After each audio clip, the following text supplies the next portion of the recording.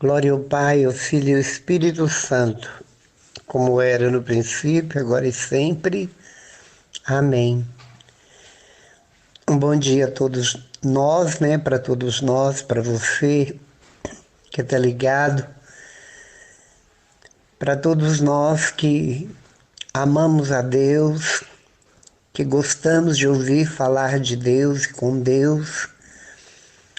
Um bom dia para todos nós que somos irmãos e seja glorificado este Deus que nos proporciona sempre um dia que aparentemente é igual ao anterior, a todos os dias, mas cada dia difere do outro. É sempre um novo dia, cada dia. E nós estamos assim, unidos e reunidos, exatamente para falar de Deus, transmitir aquilo que Deus quer que seja transmitido, porque foi para isso que Ele nos criou, para participarmos da sua glória. E com o nosso batismo Ele nos deu um dever, e nos deu um privilégio, um ganho, que é a salvação, mas como dever eu devo evangelizar. Eu devo falar de Deus para as pessoas, falar de Deus para todos aqueles que, dentro de oportunidades, não perdê-la, mas falar de Deus. Dar testemunhos autênticos, sinceros, verdadeiros, transparentes, para que nunca possamos escandalizar a ninguém. Mas são muitas as pessoas que não estão no grupo e que ouvem e que gostam. Outros não têm tempo de ouvir, Outros talvez estão cansados de ouvir coisas do gênero, não têm um amor suficiente pelo alto. Outros já não têm tolerância, porque tudo que diz respeito à fé, à religião, existe os prós e os contras dentro do coração das pessoas. Uns são contra, outros são a favor. Assim como Jesus também era dividido, os que o aclamavam, que o admiravam e os que o odiavam. Mesmo ele falando com tanta autoridade, com tanta unção, ele era odiado, porque muitas pessoas tinham exatamente um ciúme, um sentimento dessa natureza. E como ele veio trazer novidade, que era ele mesmo, muitos não acreditaram que ele era verdadeiramente Filho de Deus, o enviado, o Messias, tão proclamado, tão professado, tão profetizado, aliás, pelo Antigo Testamento, desde os primórdios do tempo. E ali estava ele ao vivo, a cores, humano como nós, pregando a palavra do reino e provando que era Deus, embora ele não veio para provar isso, ele veio para delinear e desenhar o perfil, o rosto do Pai, o coração do Pai, os conceitos que ele tinha do Pai, o conhecimento que ele tinha do Pai. Por isso ele transmitiu na íntegra, contando o que está no coração da Bíblia, que é a parábola do filho pródigo. Ele usou 3 parábolas grandiosas para revelar a grandeza de Deus. E dentre as 3 que fala,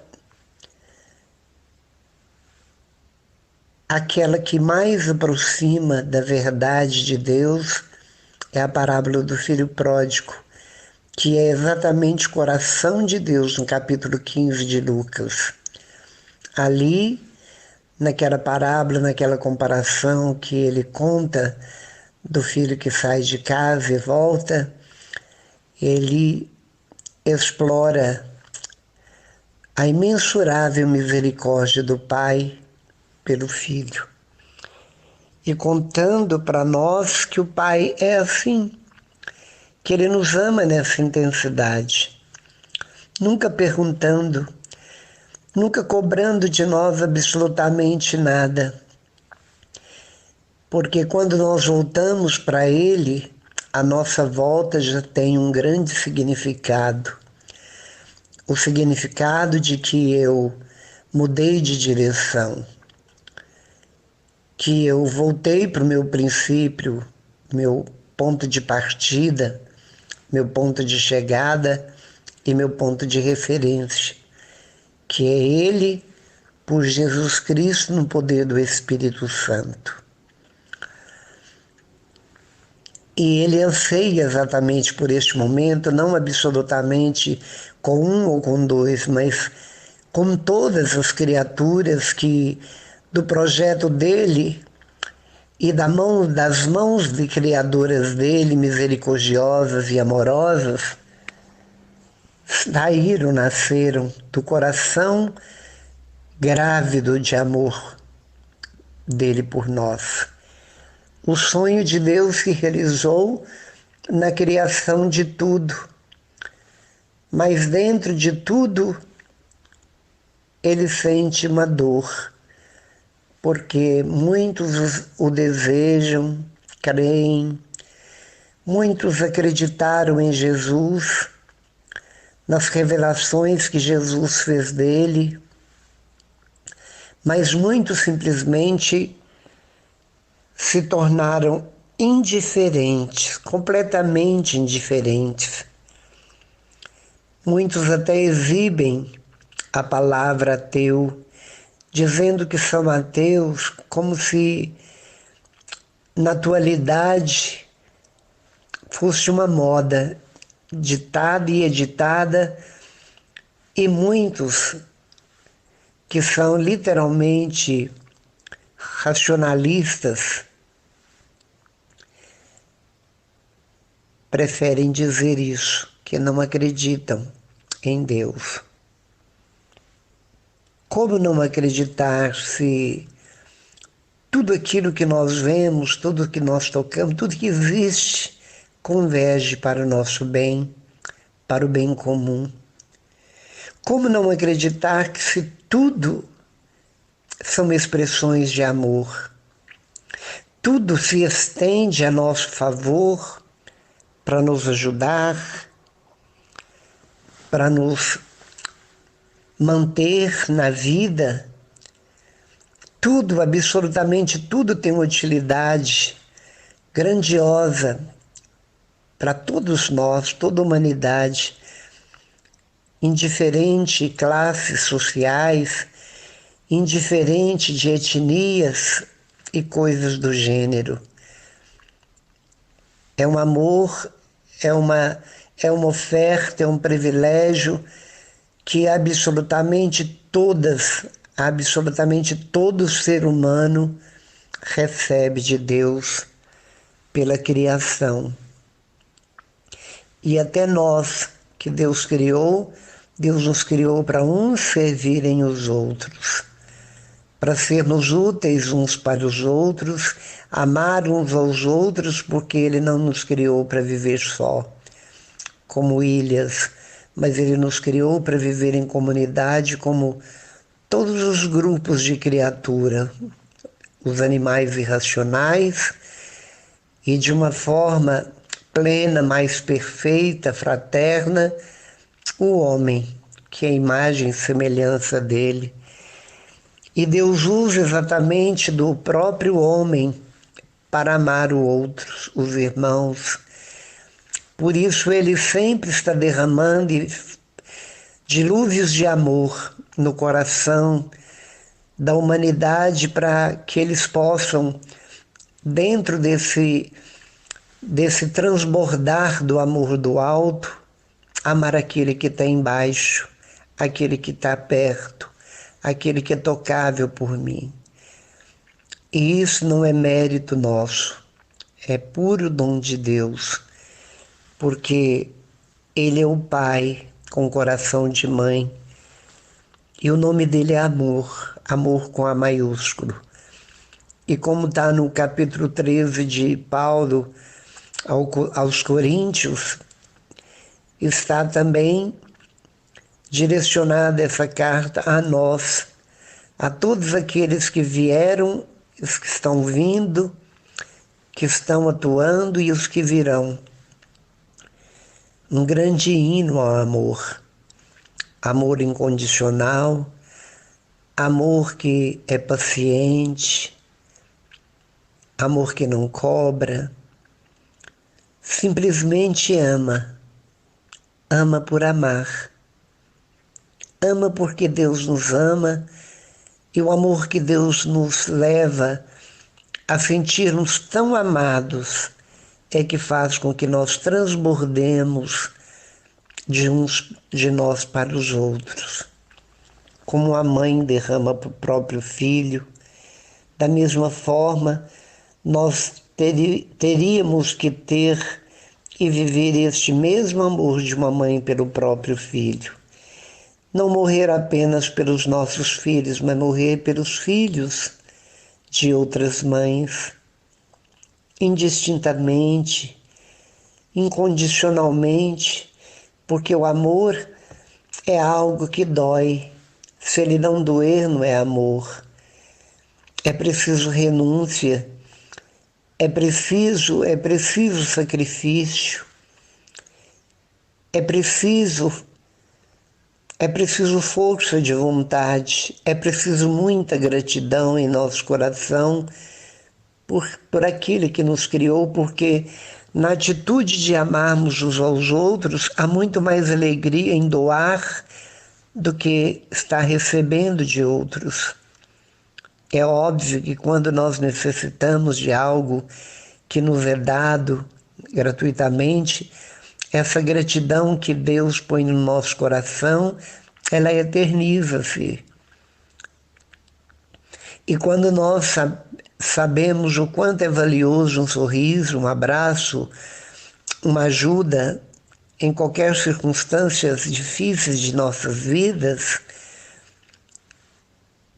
nós sabemos o quanto ficamos felizes, por isso a gente aprende que é muito bom fazer os outros felizes, levar alegria para os outros, levar um sentido para a vida dos outros que está dentro dessa palavra e dentro da vivência certa e correta do amor.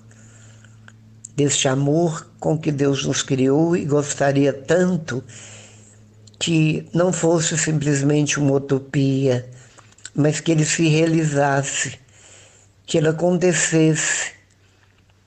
E nós ficamos tão decepcionados no dia a dia, como hoje escutei a história de alguém que pôs fogo no morador de rua, por molecagem. E a gente sabe que muitas vezes isso já aconteceu, como se um mendigo, alguém que dorme debaixo de um viaduto, ou alguém que é um morador de rua, simplesmente fosse um lixo ambulante. O governo de uma cidade, de um estado, de uma cidade, colocou pedras pontiagudas debaixo dos viadutos da cidade, para que ali não dormisse mais aqueles que não têm teto, não têm voz e não têm vez. E eu pergunto, e onde eles vão dormir? Vão descansar? Vejo nisso o cúmulo da maldade, da perversidade, e quando vemos isso, nós sabemos que são pessoas que reverenciam exatamente o inimigo de Deus. São pessoas tão egoístas, tão más e tão perversas que fazem toda essa maldade e ainda dá gargalhadas vendo a desgraça acontecer com o outro,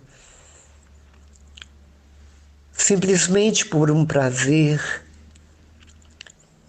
Por isso nós sabemos que dentro do coração da humanidade, se não buscarmos este Deus com toda a nossa reverência, admiração e gratidão por tudo que Ele nos dá, o mundo seria um inferno. É um inferno que estaria acontecendo. Mas nós sabemos que é uma mistura. Há uma mistura, é uma dupla que anda de mãos dadas, o bem e o mal. E que o bem e o mal está dentro de nós também, exatamente por causa do pecado. Mas nós devemos sufocar o mal, extinguir o mal, erradicar o mal de dentro de nós, pela graça de Deus, suplicando, pedindo, vivenciando em obediência tudo aquilo que Deus nos pede, de A a Z, dentro dos mandamentos que são benéficos para nós, são benéficos para nós. E Deus sabe das consequências que multiplica o resultado, tanto do bem quanto do mal. O que plantarmos nós colheremos, ainda aqui na terra. Agora imaginemos com uma pessoa que coloca fogo noutra pessoa por maldade, por ver nela simplesmente um monte de lixo que precisa ser banido da face da terra. Como que essa pessoa encontrará com o Criador? E o que ela dirá a respeito disso? De uma atitude tão cruel. Assim como tantas mães abortam crianças inocentes que já têm movimentos, que já têm um coraçãozinho batendo dentro de si, eu não consigo entender, eu não consigo compreender tamanha maldade. Arrancar as próprias entranhas de uma vida, enquanto que essa vida poderia ser você que provoca um aborto, sendo abortado por sua mãe. E uma pessoa que aborta uma criança, seja em que período ela está, de quantas semanas ela está, essa pessoa nunca mais terá paz na consciência, nunca mais, porque é algo muito grave, é um assassinato. Essa pessoa, para confessar um pecado dessa categoria, ela precisa confessar com um bispo.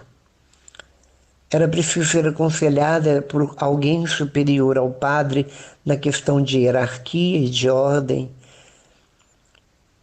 porque é muito grave esse pecado, é um assassinato. E tanto faz abortar uma criança ou abortar alguém já adulto, matar um adulto, porque todos nós fomos crianças um dia. Todos nós começamos do zero. Começamos do zero, do tempo zero. A contagem começou regressiva para todos nós que somos vivos e cometemos essa chacina, o mundo cometendo essa chacina e vários países abrindo, permitindo pela lei coisas tão monstruosas como esta. Por isso que pela sua dolorosa paixão tem de misericórdia de nós, humanos e desumanos e do mundo inteiro. Porque eu digo que somos muitas vezes desumanos. Perdemos a nossa humanidade, porque quanto mais humano sou, mais divino me torno. Mas quanto mais desumano sou, mais demoníaco me torno, mais maligno me torno, mais alegria para o inferno se torna. E quanto mais perversidade, quanto mais escuto a voz do mal, mais o inferno se encherá. Por isso que quando nós retrocedemos no tempo, e vamos até o Éden, a gente percebe que depois de Deus ter tecido tão belo enxoval, ele colocou ali um homem. E quando ele viu que o homem estava só e precisava de uma companheira para ser portais da humanidade, nós sabemos que os dois aproximaram da árvore da ciência, onde Deus fez proibição de comerem do fruto daquela árvore no centro do jardim. E quando a serpente, travestida de serpente, que era o próprio mal, seduz Eva, perguntando-lhe: por que não comeis dessas frutas? É porque Deus não proibiu. E a serpente enganadora e sedutora diz: ele proibiu porque ele sabe, porque se comerdes, se tornará como ele. E Eva, mais do que depressa, aceita, por orgulho, soberba, querendo ser como Deus. E ainda atrai o homem, o companheiro, que seduzindo-o, leva-o também a repetir o mesmo pecado, comendo também. E quando Deus desce na brisa da tarde, ele não os encontra ali no Éden, no lugar de costume. Eles haviam percebido que estavam nus, porque os olhos deles se abriram para a vergonha, e eles vestiram tangas de folhas e se embrenharam na floresta, mas Deus foi atrás. E quando Deus vai atrás, Deus faz uma pergunta para Adão: por que fizeste isso, homem? Ele diz: porque esta mulher que puseste do meu lado me seduziu. E quando Deus pergunta a Eva: por que fizeste isso? Ela disse: é por causa da serpente. Ela me enganou. E Deus não pergunta para a serpente. Exatamente porque nós não entabulamos diálogo com o mal. Nós não conversamos com demônios. Nós não conversamos com aquilo que provoca em nós só malignidade, porque o demônio, ele é terrível, ele dá com uma mão e toma com as duas. Ele é o pai da mentira. Ele é terrível e ele tentou até o próprio Jesus várias vezes, no ter, no prazer e no ser. E diante dessas realidades que temos diante de nós, e que é necessário, porque Deus sabe que é necessário, permitiu porque é necessário, para que nós sempre provemos para Ele que o amamos ou não. Porque se deixamos de amar a Deus, nós temos que amar outra coisa. Não tem como servir a dois senhores.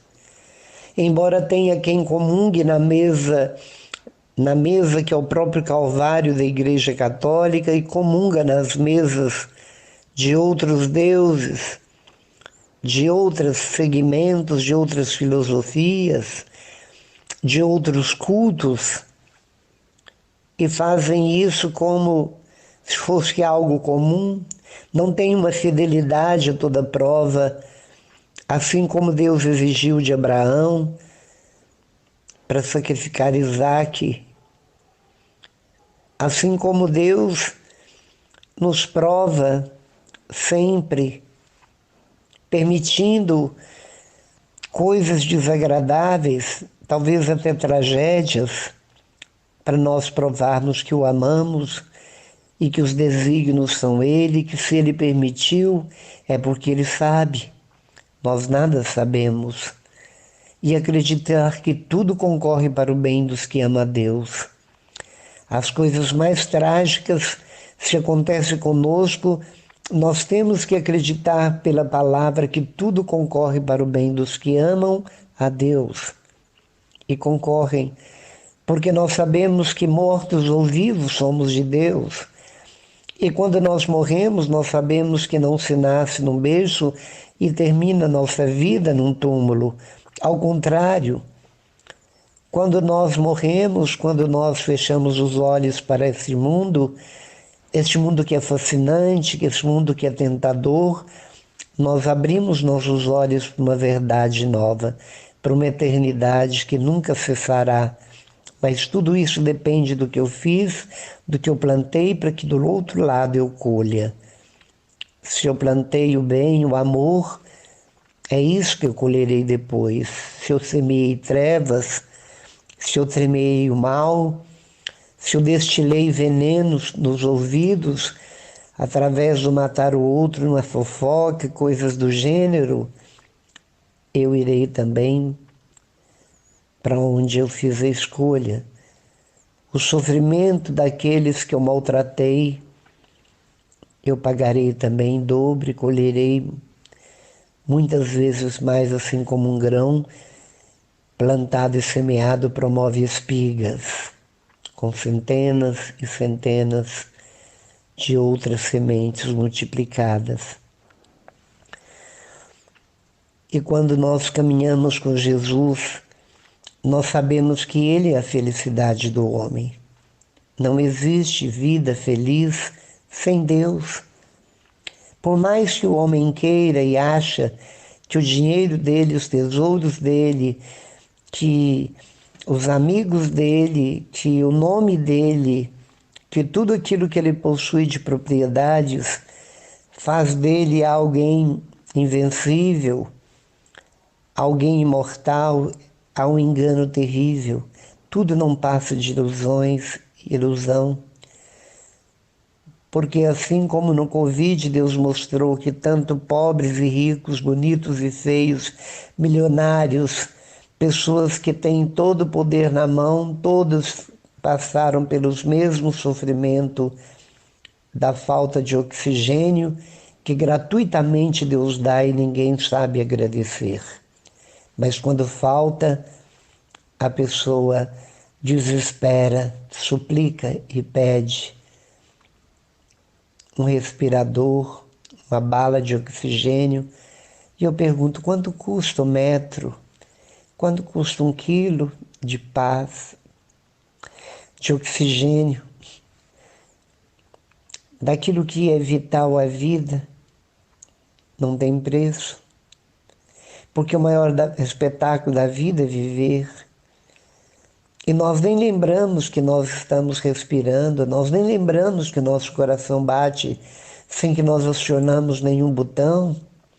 Nós sabemos que todos os nossos órgãos internos, aparelhos digestivos, aparelhos que respiram, o coração, o aparelho cardíaco e outros, tudo trabalha gratuitamente, numa harmonia bendita, que só um Deus como Deus pôde elaborar e criar. Nós entramos no chuveiro para um banho, tudo aquilo está pronto, sentamos no vaso confortavelmente, existe a luz elétrica, tudo converge em nosso favor, nós podemos pensar nisso tudo, na cama que eu durmo, no alimento que vem à minha mesa, no soldo do meu trabalho. Nós podemos pensar nas graças que a vida proporciona a todos nós, na saúde que temos, mas nós só vamos lembrar de Deus quando nós estamos na beira da morte. Alguns revoltam com Deus, com o Criador, mas aqueles que são de Deus se alegram, têm em paz seus corações, porque sabem que Deus, como Pai, dentro das promessas feitas, Ele vai cumpri-las todas.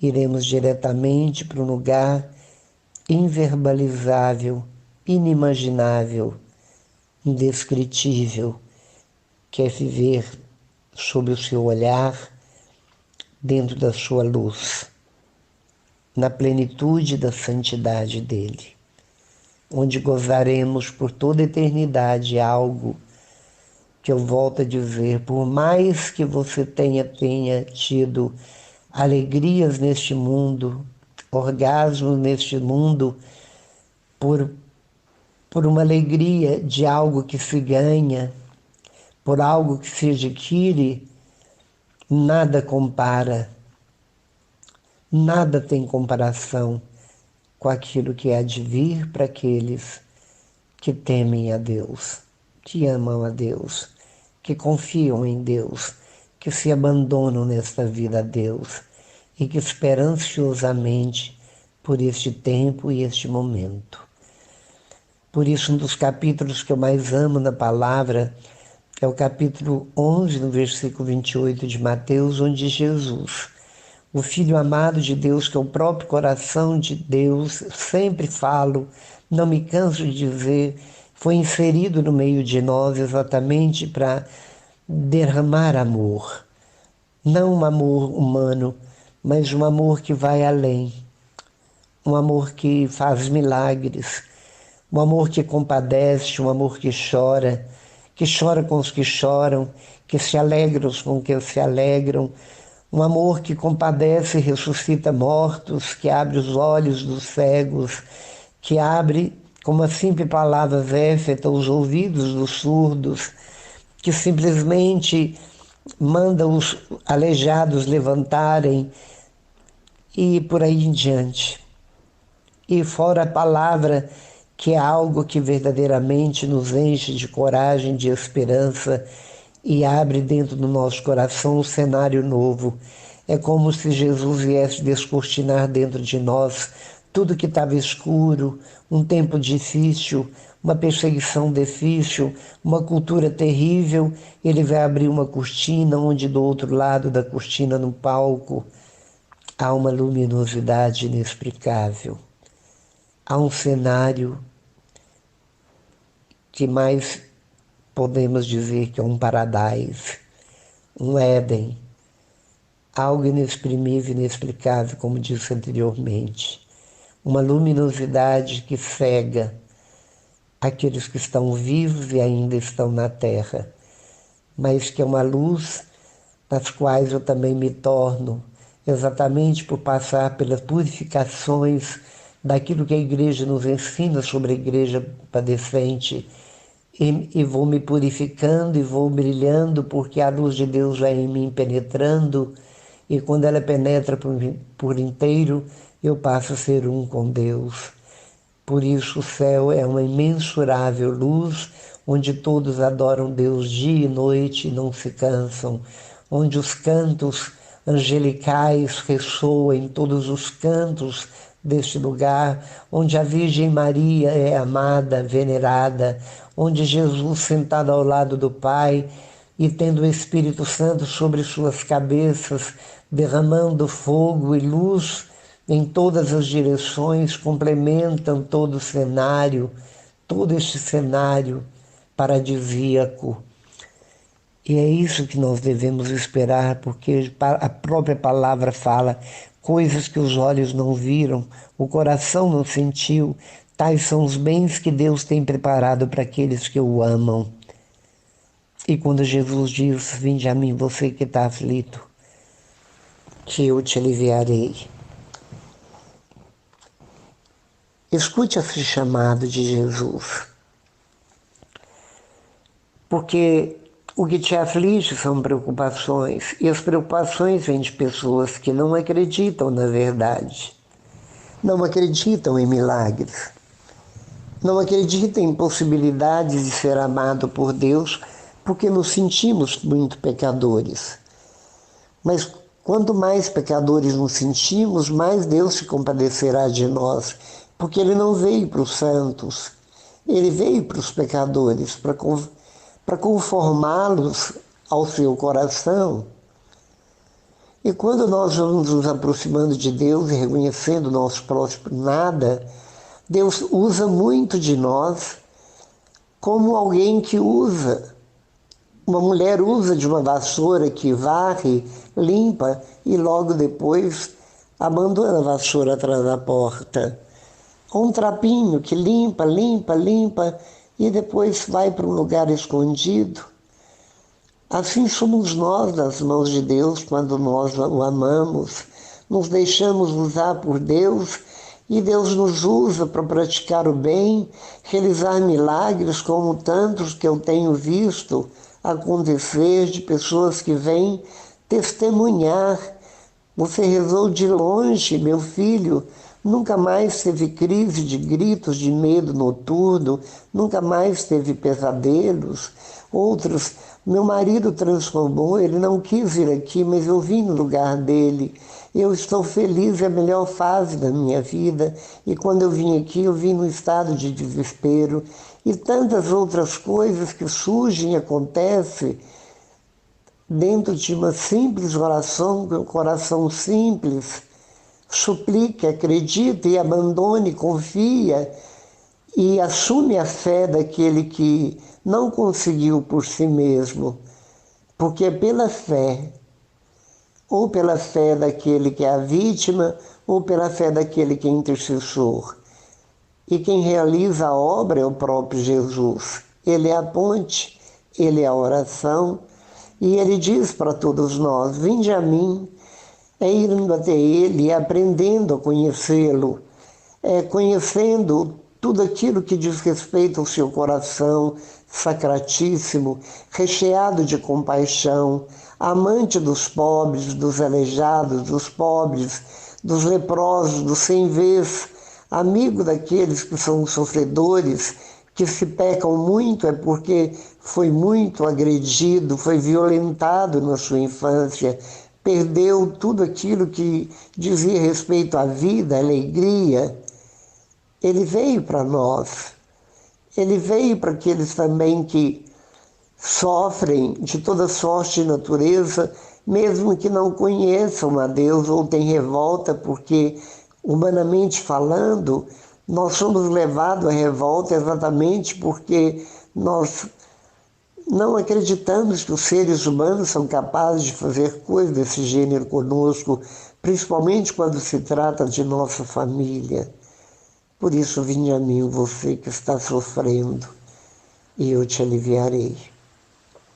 Acredite nessa mensagem para o seu dia de hoje e para toda a sua resto dos seus dias. Leve essa mensagem, leve essa palavra, vinde a mim, vós todos que estáis cansados, fadigados, decepcionados, doentes, feridos, traumatizados, violentados, e eu te aliviarei. Acredite nessa palavra, confia nessa palavra, e eu te digo que a felicidade, a verdadeira alegria, penetrará seu coração e nada deste mundo vai tirar essa paz, porque não é porque nós vemos o sofrimento do outro que perderemos a paz. Nós vamos compadecer dos nossos irmãos, sofrer com eles, ajudá-los, mas nós não perderemos a paz, porque a paz é o próprio coração de Jesus dentro de nós, que insistiu em dizer para todos os medrosos dos apóstolos: a paz esteja convosco, não a paz que o mundo dá, mas aquela que eu vos dou. Acreditando que Deus nos concede aquilo que o mundo não dá, louve-o dentro do seu coração. Faça uma mudança radical, faça uma metanoia na sua vida e verá que essa grande verdade dita por Jesus se cumprirá em você. Por tudo isso, louvado seja nosso Senhor Jesus Cristo, junto do Pai, pelo poder do Espírito Santo, pela intercessão da Virgem Maria e seu esposo São José, que para sempre sejam louvados. Estivemos unidos em nome do Pai, em nome do Filho e do Espírito Santo. Amém.